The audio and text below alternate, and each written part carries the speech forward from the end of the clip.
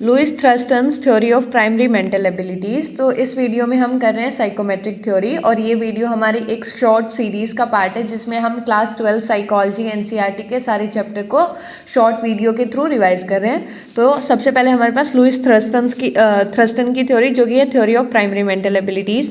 तो उन्होंने कहा कि हमारी जो इंटेलिजेंस होती है वो 7 प्राइमरी मेंटल एबिलिटीज़ से बनी होती है। तो उन्होंने कितने में डिवाइड कर दिया? 7 प्राइमरी मेंटल एबिलिटीज़ में, और हर एक जो एबिलिटी है वो एक दूसरे से अलग है। ठीक है, तो इसमें हमारे पास क्या है? Verbal comprehension, numerical abilities, special relation, perceptual speed, word fluency, memory and inductive reasoning. अब इसको याद कैसे करेंगे? तो इसको हम याद करेंगे VPN सिम SIMW से। ठीक है, VPN जैसे वर्चुअल प्राइवेट नेटवर्क होता है, सिम भी, तो ये हमारा किससे? कम्युनिकेशन नेटवर्क से रिलेटेड है। तो इसको ये एक निमोनिक अगर आपको याद करना हो तो इससे कर सकते हो। तो V से हमारा वर्बल कॉम्प्रीहेंशन, जिसका मतलब होता है कि हम कोई भी वर्ड्स या कंसेप्ट है उनका मीनिंग कितनी आसानी से ग्रेस्प कर पाते हैं और समझ पाते हैं। फिर आता है न्यूमेरिकल एबिलिटीज, यानी कि न्यूमेरिकल कॉम्पिटिशन में हमारी कैसी स्पीड और कितनी एक्यूरेसी है। स्पेशल रिलेशन हमारा स्पेस से, कि हम कैसे अपने माइंड के अंदर इमेजेस फॉर्म कर पा रहे हैं, यानी विजुअलाइज कर पा रहे हैं यानी पैटर्न्स को।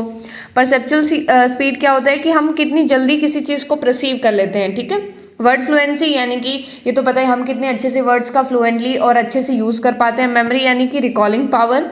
इंडक्टिव रीजनिंग, यानी कि हम deriving journal rules from the facts, कि हमारे पास कुछ फैक्ट्स दिए होते हैं उनसे जर्नल रूल्स निकालना। तो ये हमारी होती है प्राइमरी मेंटल एबिलिटीज़। याद कैसे करेंगे? VPN SIMW से, VPN SIMW। ठीक है, perceptual speed, numerical abilities, spatial relations, inductive reasoning, और M से मेमोरी, W से वर्ड फ्लुएंसी।